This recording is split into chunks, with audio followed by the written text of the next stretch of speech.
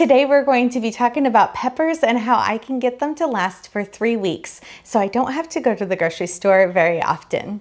If you're just meeting me, my name is 𝐂𝐎𝐍𝐶 and this is the 𝐋𝐈𝐍𝐿𝐒 Legacy, where I teach you how to save money on groceries. But I went viral teaching some of my produce hacks and even had a TED Talk because of how I can keep produce fresh longer. And I'm the best-selling author of the Zero Waste Produce Guide that has A to Z all of my tips for 75 produce items and how to keep them fresh for weeks. I only go grocery shopping once every 3 to 4 weeks, and we have a zero produce waste. And it's really important to me that I have the fresh ingredients on hand at all times to make the different recipes and meals that I want to use my produce for. So making sure that I have enough peppers on hand is really important to me. One of the things that make peppers spoil really quickly is that they get mold spores on them. So when I'm bringing these home, I'm washing them in a large bowl, but oftentimes my stock pot is what I'll use. So a large pan with 10 cups of water to a 1/4 cup of distilled white vinegar. So if I'm filling up the large stock pot, then I will use 20 cups of water and a 1/2 cup of distilled white vinegar. I'm kind of lucky there's a little label on the side of my pan that says exactly when I hit that mark for the water, so I don't have to measure out the cups. You want to soak this for exactly 2 minutes, which will kill off any of the mold spores, 𝐂𝐻𝐿𝐼, Listeria, and any other harmful pathogens that are on your peppers.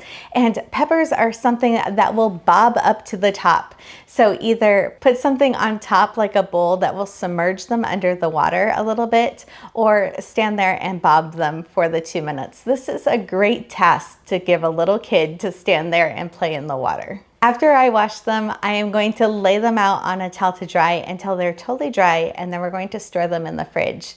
That water that I just used, since it was peppers and it doesn't seem very dirty, I will reuse that water to wash other smooth skinned items like cucumbers and citrus or apples. I can use that same pot of water. If I was washing something like strawberries, you would see how dirty the water looked and you would immediately want to switch it out. When I'm planning out how to wash everything when I get home after my grocery haul, I try to wash all of the same type of items at one time. So all of the smooth skin items I will wash at one time, and that will reduce how much vinegar and water I'm needing to use. When I'm washing any peppers, if it's jalapenos or bell peppers, any type, I'm using the same process. And then, if you didn't know, peppers are actually fruit and they don't like to be stored near other fruit so much. So I make sure that I always store these after they're dry up on my shelf in my refrigerator.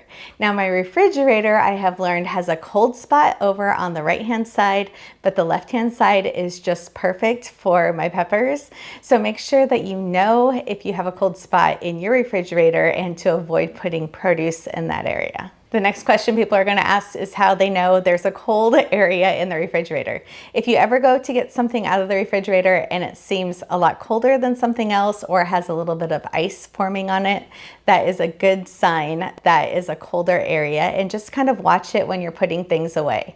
So I can put other items up there like dairy or leftovers and it's fine, but if I try to put spinach or greens or any kind of produce, it would make it freeze and it would turn black really quickly. I like to have a lot of variety of colors when I'm cooking things. I just think it keeps things a lot more interesting, and so oftentimes I'll be cutting more peppers than I need at one time, and then I will store it in a glass jar with a metal lid.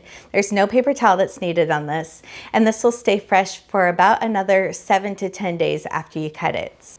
Normally the peppers will stay fresh in the refrigerator for around 2 to 3 weeks, and then you can put them in the glass jar, which will extend the life out so you can have fresh peppers for over a month in your refrigerator. One other thing, when I have a whole bunch of peppers, I make sure when I'm putting them away in the refrigerator and there's any that might look like they have a bruise or a little mark, I put those up front, so I make sure that I use that one next. So this one actually had a little mark, but it also has like almost a thumbprint on this other side. So this yellow pepper will be the next pepper that I cut.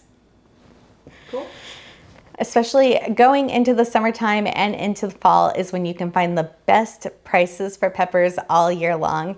And if you get some that are on sale or you have extra in your refrigerator, it is super easy just to chop them up or dice them up, and then you can put them in the freezer. So oftentimes I will put them on a tray and flash freeze them first before putting them into a bag, and that way they don't stick together.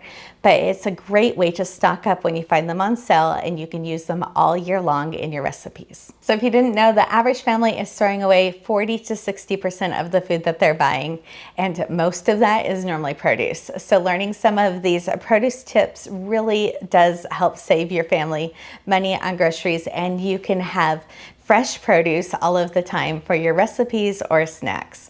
Make sure that you are hitting that subscribe button for the Cross Legacy. We have hundreds of videos to teach you how to save money on groceries.